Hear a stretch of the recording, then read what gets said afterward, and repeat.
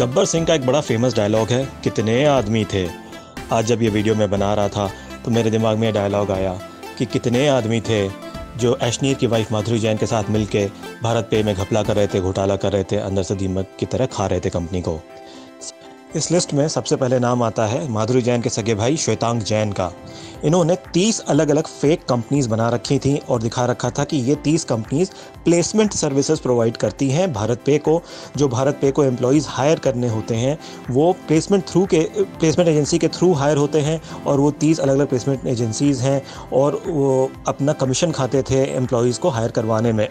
अब सच तो ये है कि ये 30 कंपनीज़ के फिजिकल एड्रेस, ईमेल एड्रेस और टेलीफोन नंबर सेम थे, लेकिन जब इन 30 कंपनीज़ का बिल क्लियर करना होता था भारत पे को तो माधुरी जैन खुद जाती थी भारत पे के अकाउंट्स डिपार्टमेंट में और कहती थी ये 30 कंपनीज़ का बिल क्लियर कर दो।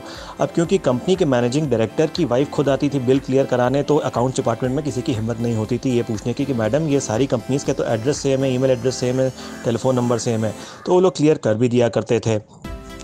ये श्वेतांग जैन जो 30 अलग अलग कंपनीज़ के बिल जनरेट करके पैसा खा रहे थे, इसको भारत सरकार ने पकड़ भी लिया था अक्टूबर 2021 में और उनके ऊपर तब से लीगल कार्यवाही भारत सरकार शुरू कर चुकी है।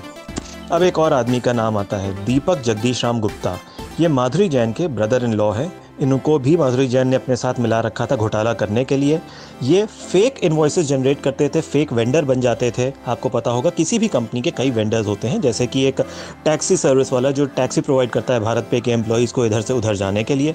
तो ऐसे बहुत से फेक वेंडर्स क्रिएट किए गए थे और इसमें दीपक गुप्ता यानी माधुरी जैन के ब्रदर इन लॉ का हाथ था।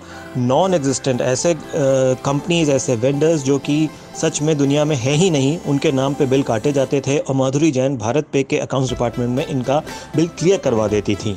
तो इस तरह से माधुरी जैन ने कई अपने रिश्तेदारों को पकड़ रखा था घोटाला करने के लिए और जब ये पता चला कि वो घोटाला कर रही हैं तो उनको कंपनी से निकाल भी दिया गया। जब उनको निकाला गया तो उन्होंने इंटरनेट पर काफ़ी गंध फैलाने की कोशिश की, काफ़ी उल्टे सीधे ट्वीट्स किए कंपनी के अगेंस्ट। फ़िलहाल मैटर ये है कि कंपनी से वो निकाल दी गई हैं। उनके पति भी चोरी छुप के भाग के कोशिश कर रहे हैं कि किसी तरह से लीगल कार्रवाई से बच जाएँ, रिज़ाइन कर चुके हैं।